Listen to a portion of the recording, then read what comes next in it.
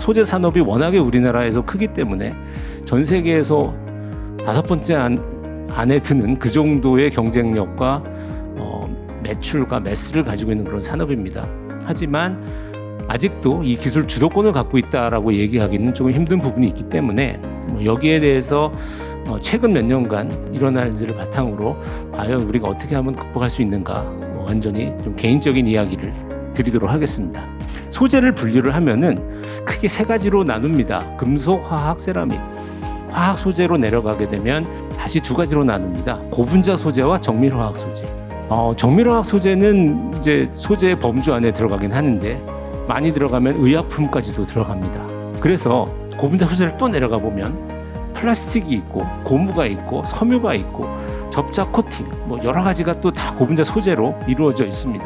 근데 현재는 이렇게 딱딱딱 나눠진 것으로만 이루어지는 게 아니라 여기 있는 고분자 소재와 세라믹 소재의 융합, 금속 소재와 세라믹 소재의 융합, 화학 소재와 금속 소재의 융합 등 굉장히 많은 융합을 통해서 기능을 향상시키거나 이 기능은 바로 이런 나노 융합을 통해서도 많이 발현이 되고 있습니다.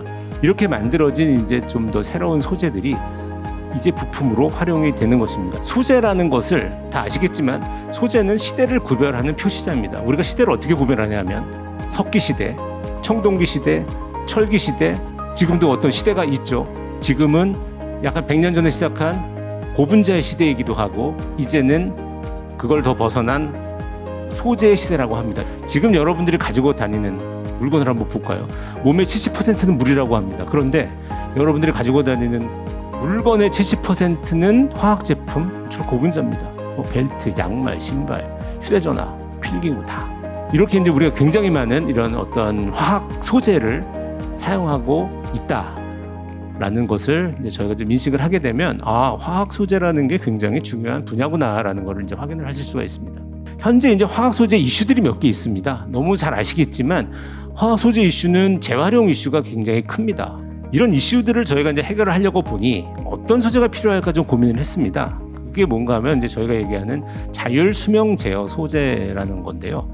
영어로 하면은 Autonomous Life Cycle Control Material이라고 그래가지고 4가지의 기능을 이제 수행합니다. 첫 번째는 자기 보호를 합니다. 자기 보호라는 거는 외부에 뭐가 왔을 때 내 스스로 이렇게 가만히 보호를 하고 있는 거거든요. 그러다가 자기 보고 셀프 리포팅이라는 걸 하는데 셀프 리포팅은 누군가 나에게 스크래치를 주거나 내가 늘어나거나 뭔가 나에게 이상이 생겼을 때 스스로 보고를 하는 겁니다. 저는 여기가 잘못됐어요 라고 보고를 하는 거죠.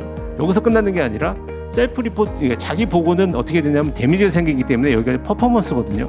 물성이 줄어들게 됩니다. 처음 100에서. 자, 그러면 얘가 스스로 보고를 한 다음에 그 다음에 자가 치유를 합니다. 여기가 망가졌으니 제가 알아서 치유를 하겠습니다 하고 셀프 힐링을 해서 여기 보시면 퍼포먼스를 다시 100으로 올리죠.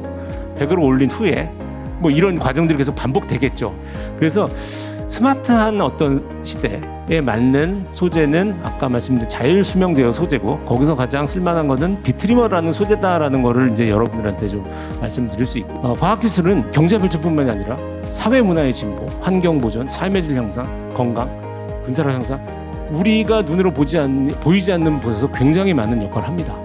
그래서 좀 과학기술인 분들이 힘을 합쳐서 좀 이런 것들을 해결해서 그 해결하는 방법이 향후에 일어나는 어떤 그 소재 또는 과학 분야의 위협에 상시화에 대응할 수 있는 그런 방법이 아닐까라는 또 그런 생각도 한번 해봅니다. 그 화학 분야에서 산학년 주체 간의 협력이 굉장히 중요할 텐데 이와 관련해서 어떤 이슈들이 논의되고 있는지 그리고 지금 굉장히 그 화학 분야에서 그 문제 해결에 필요한 그런 것들을 김용석 센터장님부터 한 말씀씩 부탁을 좀 드리겠습니다. 이게 이제 여러 가지 그 프로그램 형태 되어 있는데 그래도 어떤 2019년도에 있었던 그런 사건이 조금 영향을 미쳤다는 게 산학연이면 이제 주로 산이죠. 산에서 국내의 소재들을 테스트하기 시작했다라는 게 조금은 긍정적인 포인트로 볼 수 있습니다. 센터장님, 제가 개인적으로 궁금한 것이 있는데요. 그렇다면 우리나라의 연구소나 학계의 그 소재 기술이라든지 화학 분야의 좀 연구 수준은 굉장히 많이 올라와 있는 상태인가요? 저희 화학 소재 분야에서 논문의 질로 봤을 때는 굉장히 상당한 수준에 올라와 있다고 판단을 하고 있습니다. 고분자 소재뿐만이 아니라 금속이나 나노 소재 이런 분야에서는 재료 분야에서는 굉장히 수준이 많이 올라와 있다는 생각을 하고 있고요. 거의 선진국 대비해서 95% 이상의 아주 높은 기술적인 공격력을 가지고 있다라고 생각을 하고 있습니다. 다음 허강무 교수님, 산학년 주책을 협력을 하기 위해서 어떤 것들이 필요하고 지금 어떤 문제점이 있다고 생각하시는지.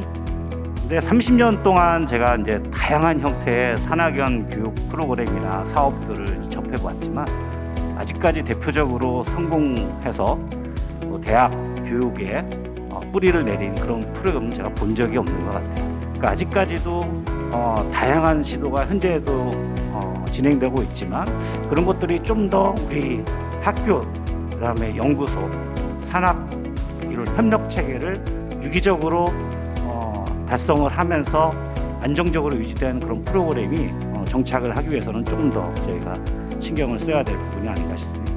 더 안 좋은 거는 산업체와 연구소, 학계가 너무 예전보다 더 경직되게 운영이 되고 있습니다. 좀 벽이 더 예전보다는 높아요. 그래서 교류가 더 힘들어졌고 학생들 교류도 더 힘들어져서 특히 산학연 교육 프로그램은 이런 기관 간의 유연성이 굉장히 중요한데 이런 유연성을 좀 더 살리는 방향으로 정책이 좀 마련됐으면 좋겠습니다. 저도 이제 말씀을 드리면서 고민을 좀 해봤는데 산학연 협력이 이제 왜 잘 되고 있지 않은가라는 걸 결국 돌이켜 보면은 그쵸, 산이든 학이든 연이든 서로 필요성을 못 느꼈으니까 실질적으로 진행이 안 됐던 거였던 것 같고, 그래서 실질적으로 기업이 필요한 니즈들은 항상 존재를 하기 때문에 거기 맞춰서 연구를 함이 중요하다고 생각을 하고, 사실 기업 입장에서는 신입사원보다는 경력 있는 신입사원을 결국 원하는 그런 좀 굉장히 아이러니한 상황인데, 그래서 어떤 실무적인 능력을 갖춘 그 인재를 실질적으로 학교에서 양성을 해야 되는지들이 서로 간에 사실 뭐 구체적으로 의사소통이 안 됐던 것 같아요. 그래서 그런 것들이 좀 잘 구체화되면은 아마 서로 정부에서 그 협력하라고 하지 않아도 알아서 잘 협력을 할 거라고 저는 판단이 들고, 네, 그런 것들이 요즘 현안인 것 같습니다. 그 센터장님의 강연 때도 나와 있듯이 인재 문제입니다. 신산업이 성장하는 시대에 소재 분야 인력 양성이 굉장히 중요하지만 그 소재 분야 학생들 정원이 최근 미달이라는 기사가 있었다고 합니다. 이에 대해서 그 센터장님부터 차례로 혹시 의견이라든지 그리고 문제 해결할 수 있는 아이디어 이런 것들을 좀 나눠주시기를 부탁을 드리겠습니다. 요즘에 전체적으로 이제 인구가 줄어들면서 미달이 되는 부분들이 굉장히 많은데요. 거기는 이제 기업에서 하시는 분들하고 얘기를 들어보면 미달의 문제는 미달의 문제지만 기업과 학교 혹은 연구소와 학교 간의 괴리의 문제거든요. 그게 이제 아까 말씀드린 대로 뭔가 과시를 하기 위한 연구를 우리나라는 계속적으로 했기 때문에 연구소나 학교의 그런 어떤 단일 연구나 논문 연구 수도 굉장히 많이 높아졌는데 그게 실질적으로 산업에 연관되는 게 없어요. 그래서 소재 인력을 딱 놓고 보면 회사에서는 사람이 없다 그래요. 어떤 사람이 없느냐? 쓸만한 사람이 없다 그럽니다. 학교나 연구소에서 이렇게 훌륭한 사람이 많은데 왜 못 쓰냐? 그 괴리가 생겨요. 회사 가면 다시 재교육을 시켜야 되고. 그런 관점에서 보면 전체적인 연구 정책의 패러다임이 바뀌어야 되거든요. 패러다임이 바뀌어야 됩니다. 논문 많이 써서 훌륭한 연구 많이 했다고 해서 우리나라 소재 산업의 경쟁력이 향상되는 게 아니에요.